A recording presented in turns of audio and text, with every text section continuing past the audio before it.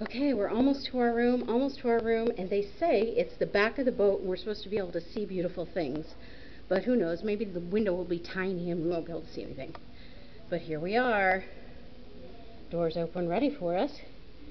We're walking in. Bathroom. Can't see anything. Hold on. I bet there's a light switch somewhere. Oh, there it is. Oh, very nice toilet. Very nice sink. Very nice shower. It's all gonna work.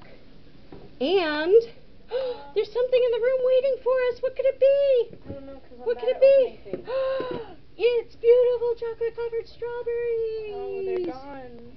And they're about to be gone. But more importantly, check out this view. Oh my gosh, here's my bed and here's Lydia's bed. Of course she took the one next to the window because who wouldn't? And you can, I don't know if you can see it. It's a huge window looking right out the back of the ship. It's going to be amazing. We could even sit up here in the window with a pillow and hang out while the ship is going. This is a spectacular room. Oh, Brian, thank you so much for helping us to go on this trip and learn more about Carnival Cruise and Mexico and how to vacation.